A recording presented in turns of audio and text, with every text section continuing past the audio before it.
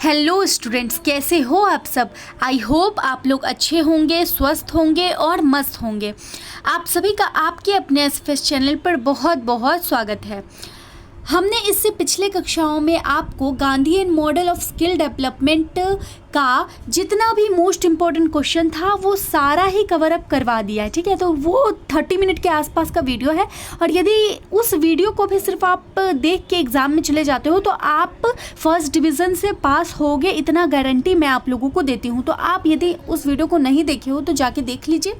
आज हम 20 नंबर यहाँ से फिक्स करने वाले हैं, क्योंकि आज का जो हमारा प्रश्न है ना, वो प्रश्न एग्ज़ाम में पूछे ही जाते हैं। तो इस प्रश्न को और इसके आंसर्स को अच्छे से ध्यान से देखना है।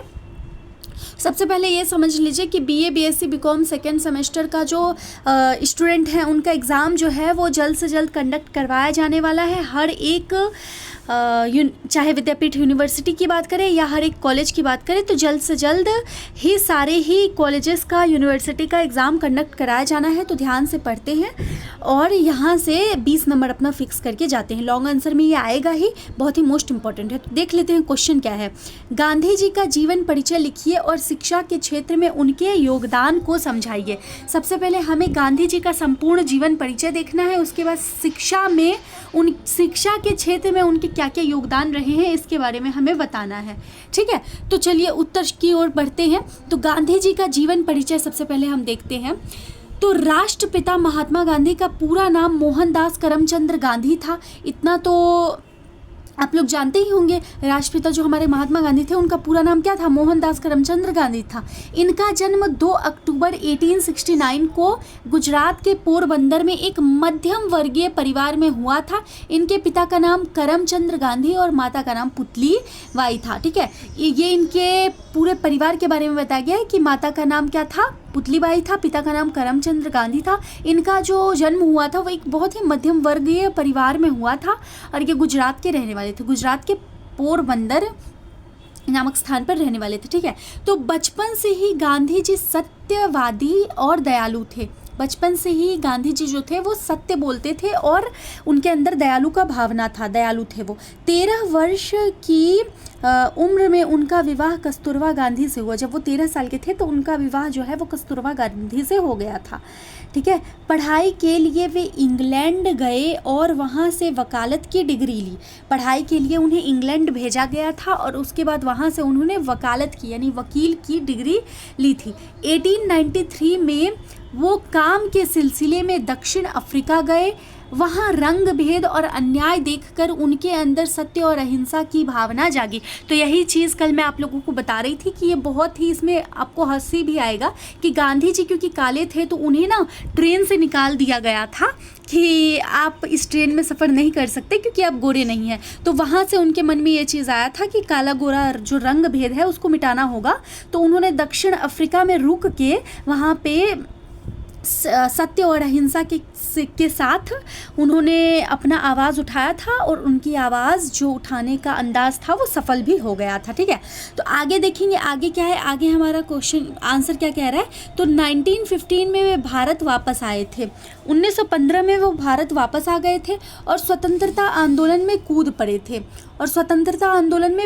थे। उन्होंने सत्याग्रह, असहयोग आंदोलन, सविनय अवज्ञा आंदोलन, भारत छोड़ो आंदोलन का नेतृत्व किया था। गांधी जी ने सबसे पहले सत्याग्रह आंदोलन यानी सत्य के प्रति आग्रह, ये आंदोलन शुरू किया था। दूसरा असहयोग आंदोलन की अंग्रेजों का सहयोग ना करना, ये वाला आंदोलन शुरू किया था। और सविनय अवज्ञा आंदोलन और भारत छोड़ो आंदोलन, ये सब आंदोलन का उन्होंने नेतृत्व किया था। अहिंसा और सत्य को हथियार बनाकर उन्होंने बिना खून खराबे के भारत को आज़ादी दिलाई, इसलिए उन्हें बापू और राष्ट्रपिता कहा जाता है। 30 जनवरी 1948 को उनकी हत्या कर दी गई थी। ठीक है, तो उन्होंने अहिंसा के साथ और सत्य के साथ अपना आवाज़ उठाया था, खून खराबा बिल्कुल नहीं किया था और सबको और अपने देश को आज़ाद करवाने में उनका महत्वपूर्ण योगदान रहा है।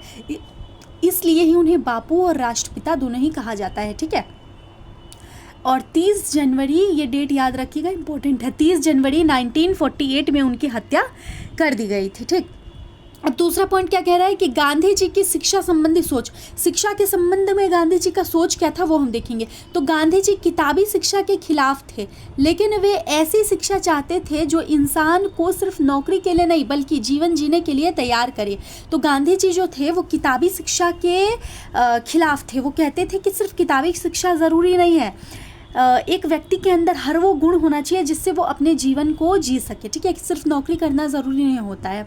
तो उनका मानना था कि सच्ची शिक्षा से चरित्र का निर्माण होता है। यदि हम सच्ची शिक्षा को ग्रहण करें, हर एक प्रकार की शिक्षा को ग्रहण करें, तो उससे हमारे चरित्र का निर्माण होता है। तीसरा पॉइंट हमारा कह रहा है कि शिक्षा के क्षेत्र में गांधी जी का योगदान, बेसिक शिक्षा या नई तालीम। तो बेसिक शिक्षा से रिलेटेड क्वेश्चन कभी कभी पूछ दिया जाता है, तो ये भी इम्पोर्टेंट है।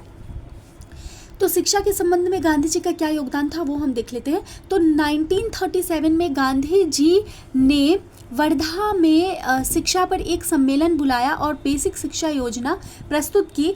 इसे नई तालीम भी कहा जाता है। ये उनके कौशल विकास मॉडल का एक आधार था, ठीक है। आगे बढ़ेंगे तो आगे हमारे बेसिक शिक्षा के सिद्धांत क्या क्या थे इसके बारे में देखेंगे।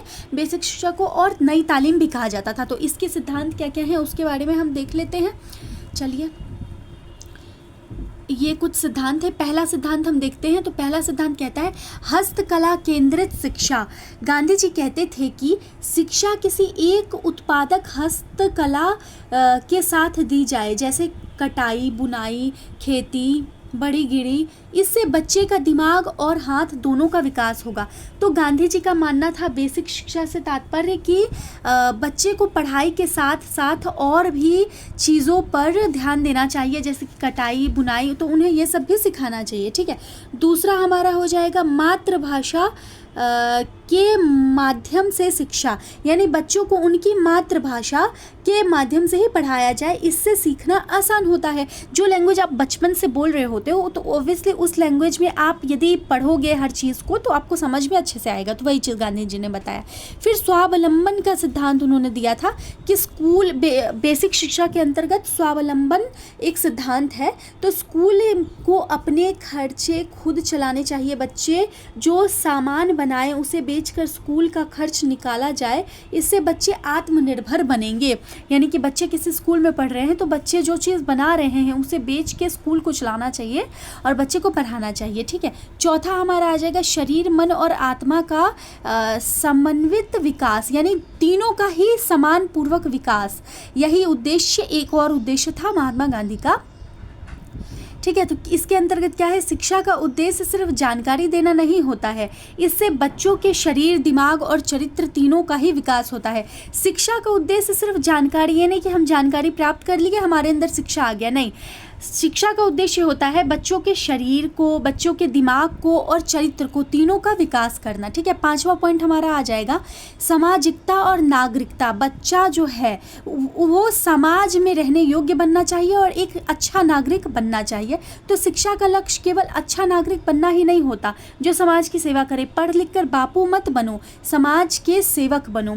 तो पढ़ लिख कर हर बच्चा बापू ही नहीं बन सकता, लेकिन वो समाज का सेवक ज़रूर बन सकता है। वही चीज़ बताया जा रहा है, हर बच्चा को समाज का सेवक और एक अच्छा नागरिक बनना चाहिए।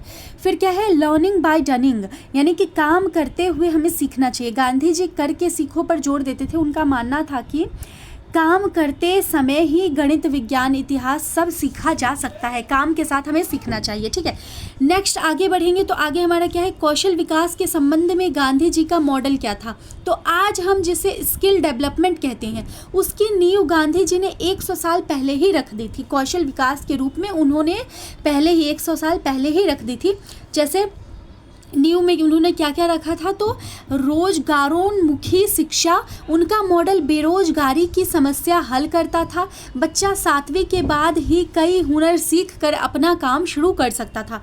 तो उनका जो मॉडल था ना, स्किल डेवलपमेंट एक मॉडल हुआ, तो उनका जो मॉडल था वो ये था कि बेरोजगारी को समाप्त करना। यानी कोई भी बच्चा है जो 7वीं क्लास में, लगभग बच्चा कितने साल का होता होगा, 13-14 साल का तो होता ही होगा पहले ज़माने के बच्चे, और अभी भी वही 12-13 साल के बच्चे होते होंगे। तो उनका ये मानना था कि 7वीं क्लास के बाद जो बच्चे हैं वो हर प्रकार का हुनर और काम सीखना शुरू कर दे। दूसरा, ग्राम स्वराज, जो वो चाहते थे कि हर बच्चा, हर गांव का बच्चा भी आत्मनिर्भर हो। इसके लिए गांव के बच्चे को गांव में ही उपयोगी हुनर सिखाया जाता था। चरित्र निर्माण यानी कि कौशल के साथ नैतिकता और सत्य ज़रूरी है। बिना चरित्र के कौशल खतरनाक हो सकता है। यानी कि मान लीजिए आप बहुत ही पढ़े लिखे हैं, बहुत अच्छे हैं, कोई बच्चा है जो बहुत ही पढ़ा लिखा है, बहुत अच्छा है, लेकिन उसके अंदर चरित्र है ही नहीं, तो वो पढ़े लिखे होने के बाद भी कुछ काम का नहीं रह जाएगा। तो वही चीज़ है। हमारा नेक्स्ट टॉपिक आ जाएगा आज के समय में प्रासंगिकता। तो इसमें क्या है, आज का स्किल इंडिया, आत्मनिर्भर भारत और NEP 2020 का वोकेशनल एजुकेशन वाला हिस्सा सीधे सीधे गांधी जी की सोच से मिलता है। आज डिग्री के साथ स्किल भी बहुत मांग है। गांधी जी का मॉडल यही कहता था। गांधी जी सदैव ही यही हम लोगों को समझाए हैं कि सिर्फ पढ़ाई ज़रूरी नहीं है, पढ़ाई के साथ साथ अदर वर्क भी ज़रूरी है। तो आज का जो हमारा इंडिया है वो स्किल डेवलपमेंट सिखा रहा है, योग सिखा रहा है। तो आज का जो हमारा इंडिया थोड़ा बहुत चल रहा है ये सब के मामले में, वो गांधी जी के सोच के अकॉर्डिंग ही चलता है। ठीक है, लास्ट हमारा टॉपिक निष्कर्ष आ जाएगा। तो इस प्रकार हम कह सकते हैं कि गांधी जी सिर्फ राजनेता नहीं थे, वे एक महान शिक्षा शास्त्री भी थे। उनका शिक्षा मॉडल हमें सिखाता है कि शिक्षा का मतलब सिर्फ सर्टिफिकेट नहीं, बल्कि इंसान को अच्छा, स्वावलंबी और समाज का उपयोगी सदस्य बनाना होता है। तो गांधी जी सिर्फ एक अच्छे राजनेता नहीं थे जिन्होंने हमारे देश को आज़ाद बनाया, वो एक शिक्षा शास्त्री भी थे, यानी कि उनके अंदर शिक्षा का भी भंडार था।